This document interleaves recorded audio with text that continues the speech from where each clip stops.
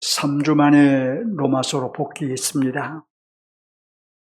먼저 우리는 사도가 본문 앞에서 무엇을 말했는가 하는 것을 살펴봄으로써 문맥이 어떻게 이어지고 있는가를 생각할 필요가 있습니다.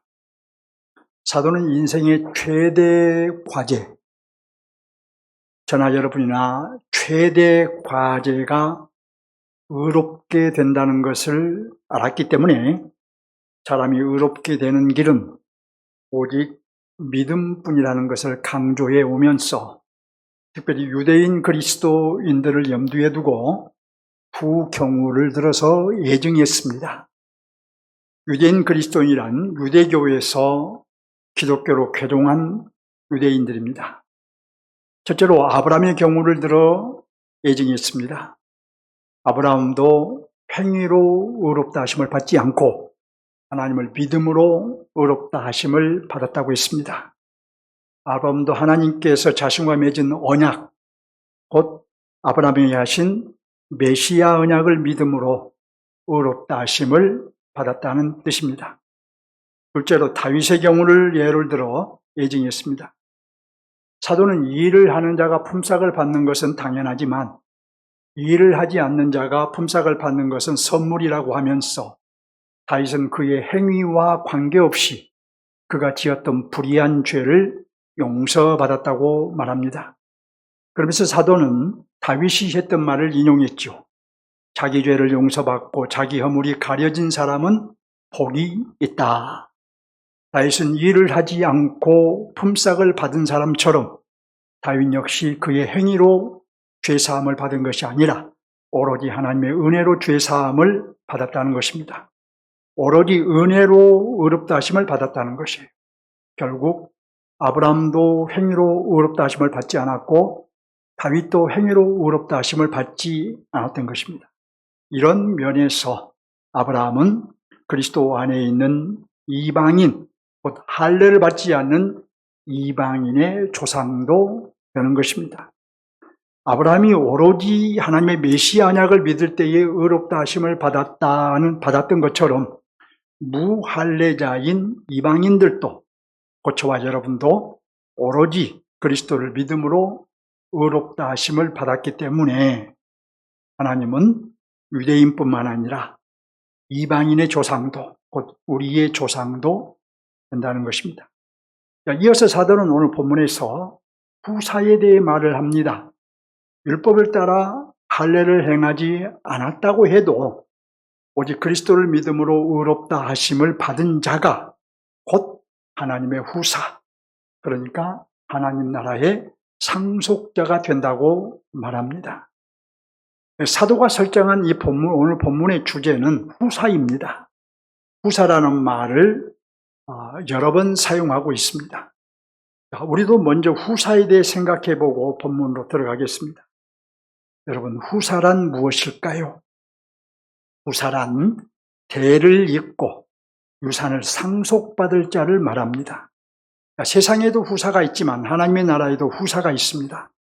하나님 나라의 후사란 하나님 나라의 대를 잇고 하나님 나라를 상속받을 자를 의미합니다.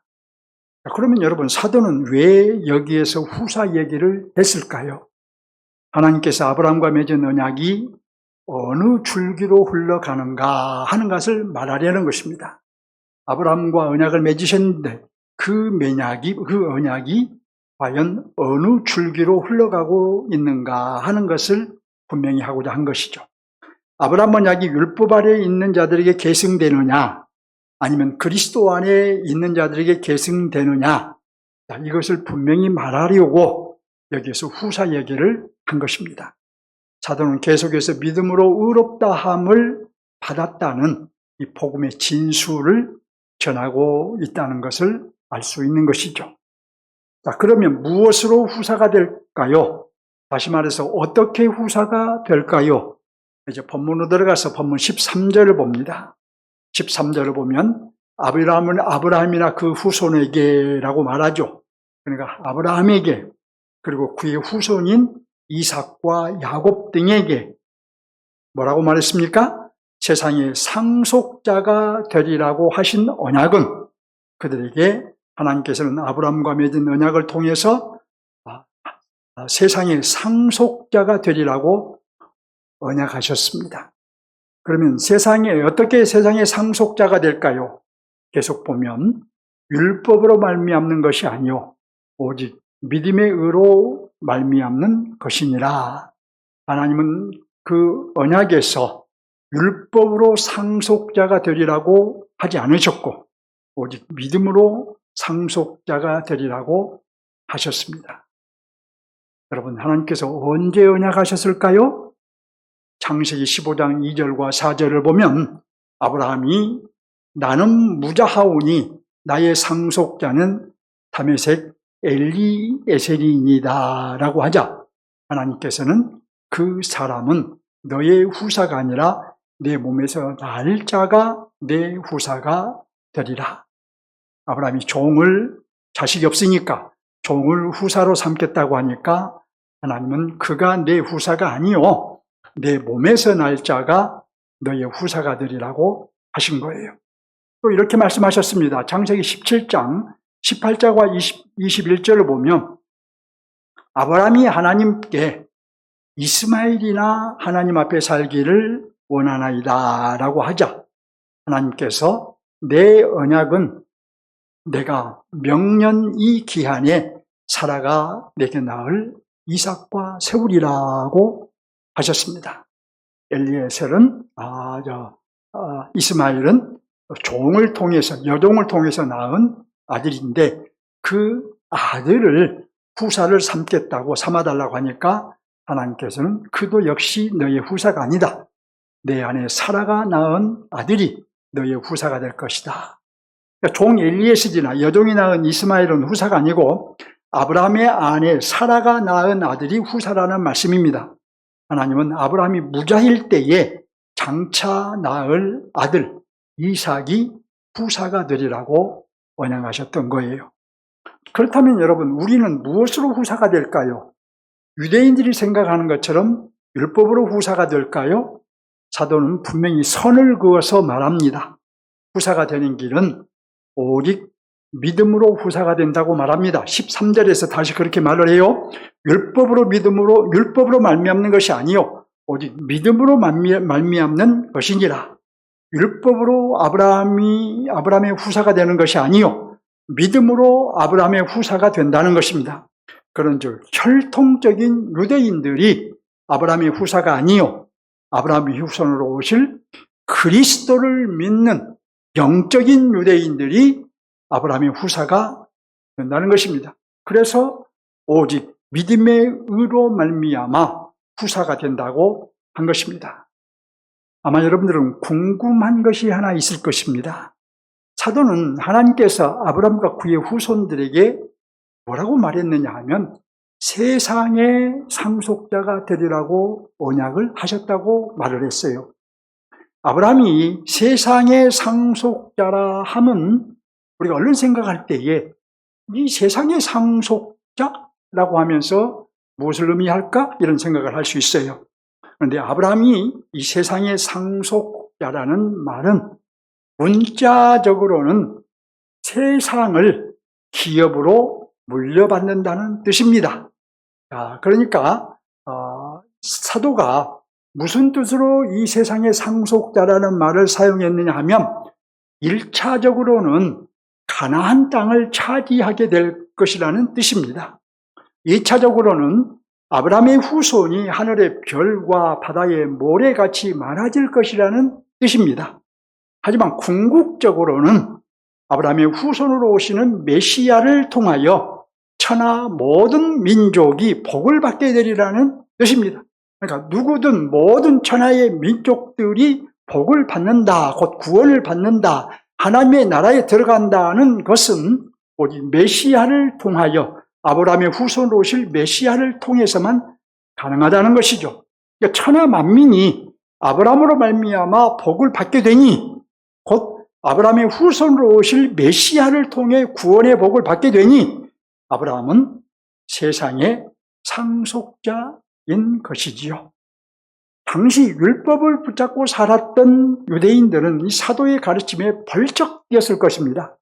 이미 그리스도를 믿는 유대인들조차 사도의 가르침에 반발했을 것입니다.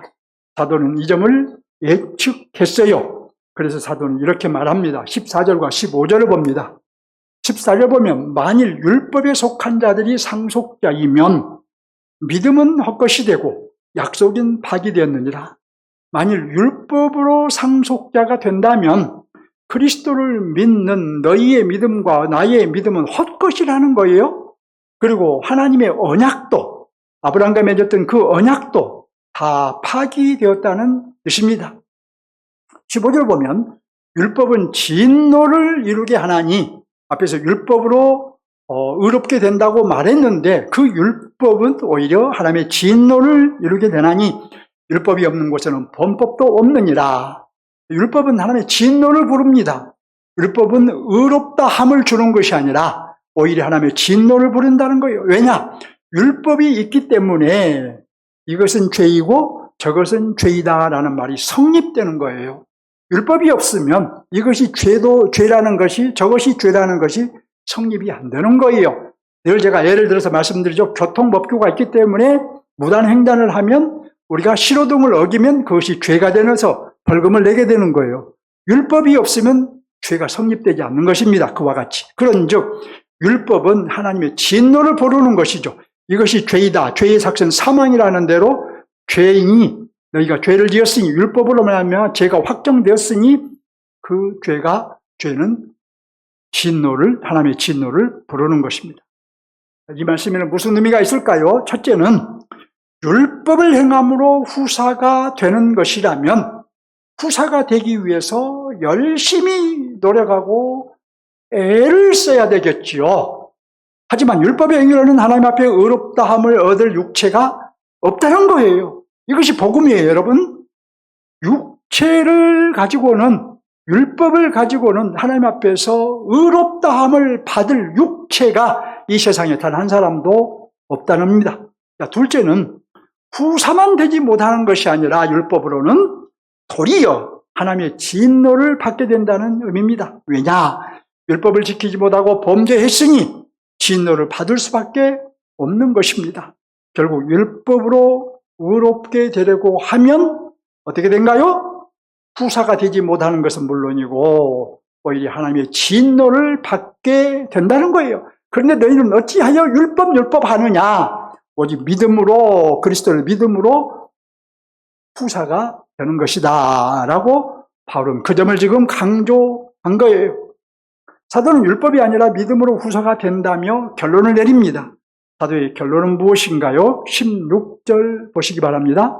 그러므로 상속자가 되는 것이 은혜에 속하기 위하여 믿음으로 되나니. 자, 왜 율법이 아니라 믿음으로 상속자가 되게 하셨느냐? 우리의 공로가 아니라 하나님의 은혜로 되게 하시려는 것입니다. 율법으로 우리가 상속자가 된다면 율법을 지키기 위해서 우리가 얼마나 많은 행위를 해야 되겠습니까? 얼마나 많이 노력을 해야 되겠습니까? 그게 아니고 우리의 공로가 되도록 되지 않게 하려고 하나님의 은혜로 상속자가 되게 하셨다는 것입니다. 계속 봅니다.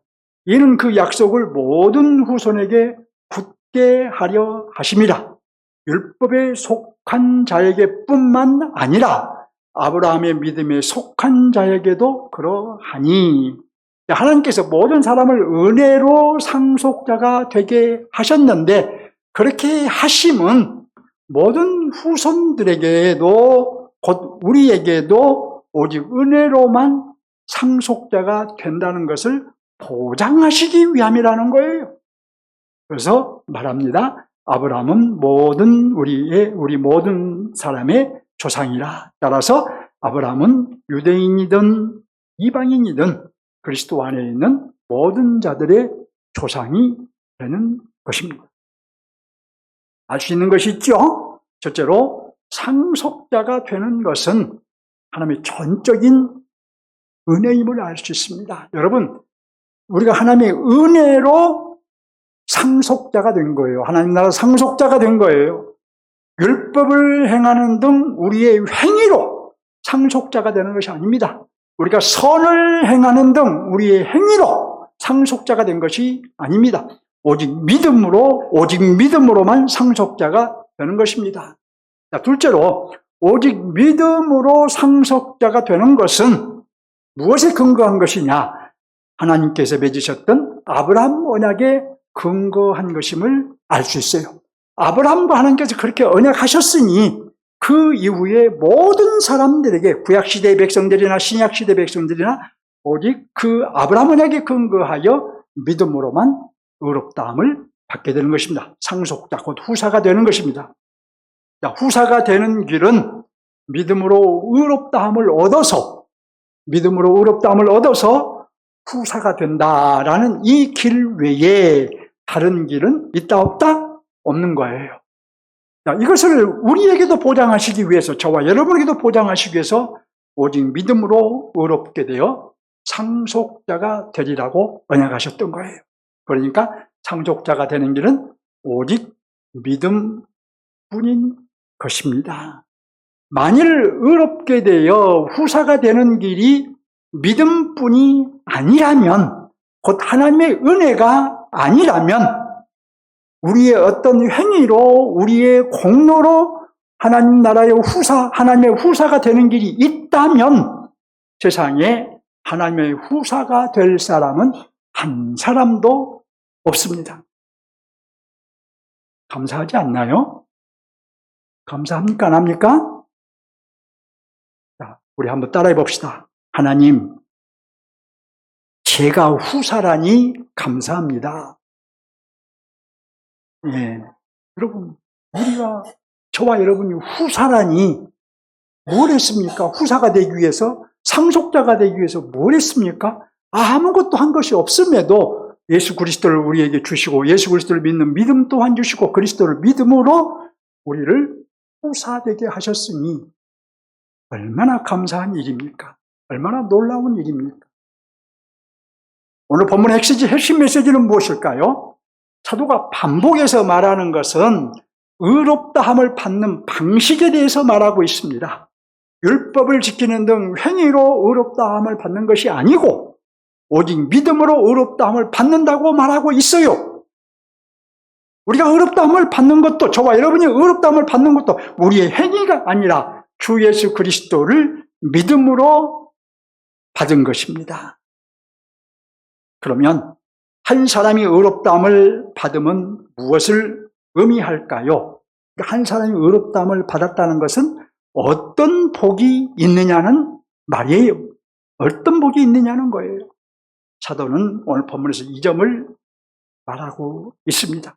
우리가 의롭다함을 받았다 함은 바로 하나님의 후사가 되는 복입니다. 하나님의 상속자, 곧 하나님 나라의 상속자가 되는 것입니다.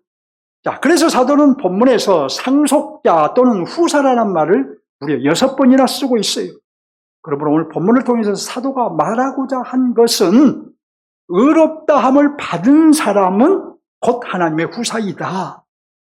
의롭다함을 받은 사람이 곧 하나님의 후사이다. 그러니까 누구든지 의롭다함을 받으면 하나님 나라의 상속자이다. 이 점을 분명하게 말하고 있다고 하겠죠. 첫째, 핵심 메시지를 적용합니다. 오늘 본문의 핵심 메시지는 의롭다함을 받는 사람은 곧 하나님의 후사이다는 것이죠. 즉 누구든지 의롭다함을 받으면 하나님의 상속자이다라는 것이에요. 자, 그리고 후사란 대를 잇고 유산을 상속받는 사람이라고 말씀드렸죠.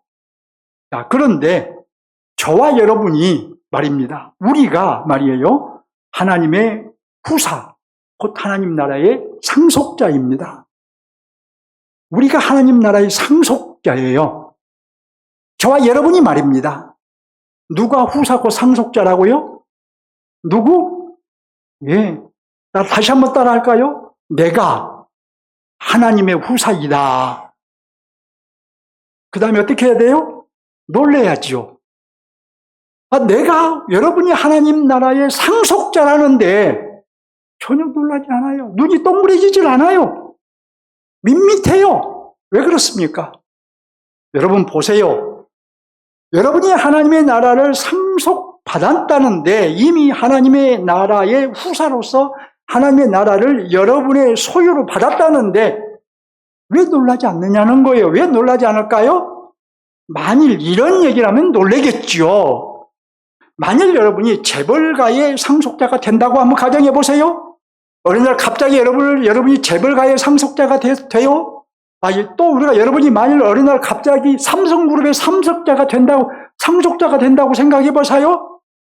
아마도 기절이라도 하겠지요. 안 그러겠습니까?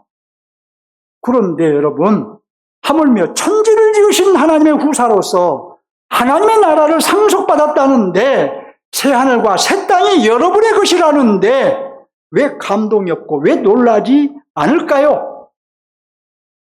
왜 우리는 놀라지도 않고 감동하지도 않을까요? 상속자인 여러분의 이름이 이미 생명책에 기록되어 있는데 왜 우리가 기쁨이 없고 감사가 없을까요? 여러분이 상속자이기 때문에, 우리가 상속자이기 때문에 우리의 이름이 생명책에 이미 기록되어 있단 말이에요. 근데 왜 우리는 상속자라는 말에 하나님의 후사라고 말씀이 선포되는데도 왜 전혀 놀라지 않느냐는 거예요. 우리가 영적으로 둔감하거나 또 영적으로 무리하거나, 그래서 우리의 초점이 육적인 것에 맞추어져 있기 때문이 아닐까 싶어요. 여러분, 천하를 주고 우리의 생명을 살 수 있나요? 금과 은으로 우리의 구원을 살 수 있나요? 천만금을 주고 하나님의 나라에 들어갈 수 있나요? 우리가 기를 쓴다고 하나님의 후사가 될 수 있나요? 우리가 힘을 다해 용을 쓴다고 해서 하나님 나라에 하나님의 상속자가 될 수 있나요? 단 한 사람도 없습니다. 오직 믿음으로 곧 하나님의 은혜가 아니면 우리는 다 지옥에 떨어져서 영원한 고통 속에 살 수밖에 없어요. 이것은 여러분이 믿든 아니 믿든 사실이에요. 그러니 방금 전에 놀라지 않았어도 이제는 자긍심을 가지시기 바랍니다. 나는 하나님의 후사라는 자긍심 말입니다. 내가 누구이냐? 나는 하나님의 후사이다. 삼성가의 후사가 아니라 하나님 나라의 후사. 감사와 찬양을 풍부하게 하시기 바랍니다. 나는 하나님 나라의 상속자이니까요. 날마다 할렐루야로 노래하십시오. 아무 공로 없으나 오직 그리스도를 믿음으로 상속자가 되었으니까요. 먹든지 마시든지 하나님께 영광을 돌리십시오. 오직 하나님의 은혜로 하나님의 나라를 상속받았으니까요. 지금 무엇이 조금 부족해도 그래도 자족하는 마음으로 사십시오. 하나님의 나라고 새 땅을 상속받아 이미 소유했으니까요. 이렇게 자긍심과 함께 또 임마누엘을 확신하십시오. 우리가 하나님의 후사라고 할 때에 우리가 저 내세에서만 후사가 아니라 이 현세에서도 이미 후사인 것입니다. 우리는 주 예수 그리스도를 믿음으로 하나님의 자녀가 되었으며 로마서 8장 17절에 의하면 이미 그리스도와 함께 상속자가 된 거예요. 하나님의 자녀이기 때문에 이미 하나님의 상속자라고 말합니다. 우리는 이미 하나님의 나라를 상속받아서 이미 이 땅에 임한 하나님의 나라에 들어간 것입니다. 하나님의 통치 안에 들어가 하나님의 통치를 받고 있는 거예요. 하나님의 보호하심과 인도하심을 받고 있는 거예요, 이미. 우리가 하나님의 통치를 받지 않을 때에도 우리는 때로는 완악하여서 하나님의 통치를 거절해버릴 때가 있죠.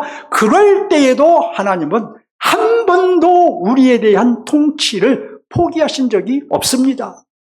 이는 한 번도 우리와 함께 하신 곧 임마누엘을 포기하신 적이 없다는 의미예요. 우리가 평안할 때도 나와 함께 하셨고 우리가 고난 중에도 나와 함께 하셨습니다. 앞으로도 나와 함께 하신 곧 임마누엘을 포기하지 않으실 줄 믿으시기 바랍니다. 우리는 이미 하나님의 자녀로서 하나님의 후사, 곧 상속자가 되었기 때문입니다. 우리는 이미 하나님의 나라를 상속받아서 하나님 나라에 들어간 하나님 나라의 백성이기 때문입니다. 미래의 하나님의 백성이 되고 미래의 하나님 나라에 들어간 것이 아니라 이미 하나님의 나라에 들어갔습니다. 우리 여러분, 이럴 때에, 이런 말씀을 받을 때에 아멘을 하고 또는 할렐루야로 반응하는 거예요. 예수님께서 아멘, 아멘. 아직 요한복음에서 자주 사용하셨어요. 진실로, 진실로라고 우리 성경에는 번역되어 있어요. 그리고 진리가 선포되면 아멘 하고 받는 거예요. 이미 여러분 마음으로 아멘 하신 줄 믿습니다. 그리고 여러분 또 이런 말씀이 선포될 때에 할렐루야로 반응하는 거예요. 하나님을 찬양합니다라는 의미인 것이죠. 참 이 표현이 한국교회는 굉장히 왜곡되어 사용되어지고 있어요. 목사님들 만나면, 노회에서도 목사님 만나면 할렐루야 이렇게 인사를 해요. 안녕하십니까? 평안하셨습니까? 라고 인사해야 할 상황에서 할렐루야를 왜 합니까? 그건 할렐루야라는 말은 여러분 구약에서 23번이 나오더라고요. 23번. 그것도 전부 시편에서 나와요. 할렐루야는 시어예요. 노래 언어란 말입니다. 하나님을 찬양하는 노래 언어예요. 그리고 신약에서는 4번 나와요. 어디에 나오느냐? 요한계시록 19장에 4번 나오더라고요. 제가 확인해 봤어요. 거기도 전부 하나님을 찬양할 때에 할렐루야를 써요. 그런데 왜 인사할 때에 할렐루야를 씁니까? 목사님들이 강단에 나왔을 때 할렐루야, 인사해야 할 상황에 왜 할렐루야를 하냐는 거예요. 그럴 때는 사도 바울이 자주 썼던 샬롬이라는 말을 쓰는 것이 가장 적절합니다. 샬롬, 평안하셨습니까? 주님의 평안을 묻는 것이죠. 자, 둘째, 하나님 나라 관점에서 적용하겠습니다. 이 서신서의 하나님의 나라는 어떤 하나님의 나라이죠? 선포된 하나님의 나라. 자, 사도들의 선포로 당시 이방 세계의 중심지인 로마에까지 하나님의 나라가 침투해 가고 있습니다. 확장되어 가고 있어요. 그러면 본문의 하나님의 나라는 하나님 나라의 어느 면을 보여주고 있을까요? 자, 사도가 본문에서 상속자 또는 후사라는 말을 6번 썼다고 말씀드렸지요. 그런데 후사고 상속자는 오직 믿음으로만 되는 거예요. 행위로 되는 것이 아니라 율법으로 되는 거, 믿음으로 되는 거예요. 그러므로 본문의 하나님의 나라는 오직 믿음으로 들어가 사는 나라임을 보여주고 있습니다. 다시 말해 오직 믿음으로 상속받는 나라임을 보여주고 있어요. 오직 믿음이라 하면 어떤 믿음을 말할까요? 이 믿음에 대해서도 우리가 좀 분명하게 해야 돼요. 우리가 믿음으로 상속받는다 할 때 이 믿음, 그리스도를 믿는 믿음을 의미합니다. 자, 그럼 좀 더 구체적으로 생각해 보겠습니다. 어떤 믿음으로 하나님의 나라를 상속받는지 우리는 분명히 해야 돼요. 그리스도는 사람의 몸을 입고 오셨으나 그 본체는 하나님이시며 나를 대속하시기 위해 십자가에 죽으셨으나 사망을 이기고 다시 사셨음을 믿는 믿음을 의미합니다. 또 사도 요한이 요한복음 1장에서 선언한 대로 태초에 말씀이 계셨는데 그 말씀은 하나님과 함께 계셨으며 그 말씀은 곧 하나님이셨으며 하나님이신 그리스도께서 육을 입고 오셨음을 믿는 믿음을 의미해요. 자, 그리고 사도 바울이 고린도전서 15장에서 말한 대로 하나님이신 그리스도, 요한이 말한 그 하나님이신 그리스도는 성경대로 육신을 입고 오셔서 성경대로 우리를 대속하시기 위해 죽으시고 장사되셨으나 3일 만에 부활하여 자기를 믿는 저와 여러분에게 영원한 생명을 주셨음을 믿는 믿음을 의미합니다. 그러니까 우리는 오로지 이 믿음으로 하나님의 후사가 되는 거예요. 또한 이 믿음으로 후사가 되었으니 계속해서 이 믿음으로 살아야 하는 거예요. 이 믿음으로 후사가 되었으니 이 믿음 버려버리고 사는 것이 아니라 계속해서 이 믿음을 붙잡고 이 믿음을 발휘하며 이 믿음을 고백하며 살아가는 거예요. 그러면 이 믿음은 어디에서 오는 것일까요? 내가 발생시키는 믿음일까요? 아니면 외부로부터 오는 믿음일까요? 성경은 이렇게 말합니다.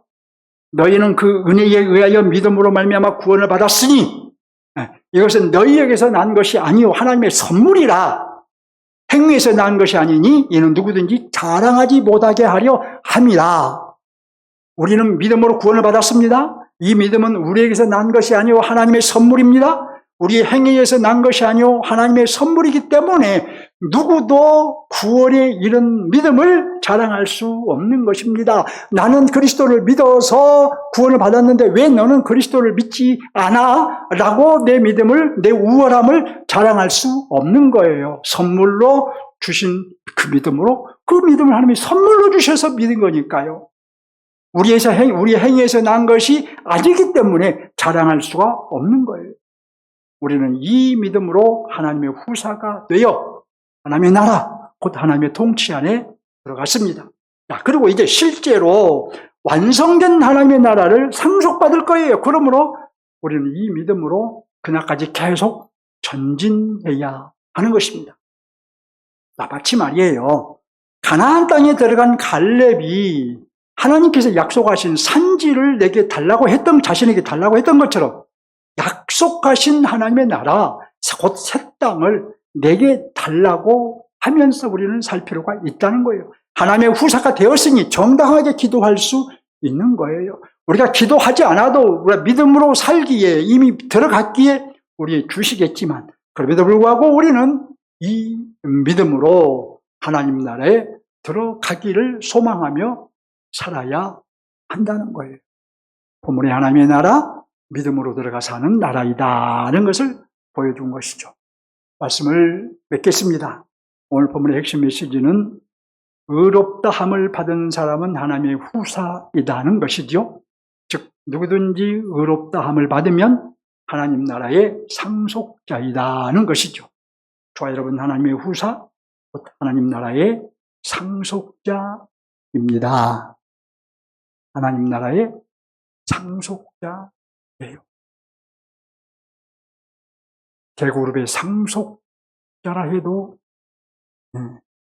우리가 감사하고 기뻐하고 표현하자면 기절할 것인데, 우리가 이 하나님의 나라의 상속자라는 사실을 기억하시고 정말 하나님을 찬양하고 기뻐하시기 바랍니다. 자, 본문의 하나님의 나라는 오직 믿음으로 들어가서 하는 나라임을 보여주고 있죠. 다시 말해 오직 믿음으로 상속받는 나라라는 것입니다. 오직 믿음으로 그리스도를 믿는 믿음을 의미합니다. 그리고 우리는 이 땅에서 계속해서 이 믿음으로 살아가야 하는 것입니다. 오늘 본문에서 사도가 말한 것은 오직 믿음으로 의롭다함을 받는다.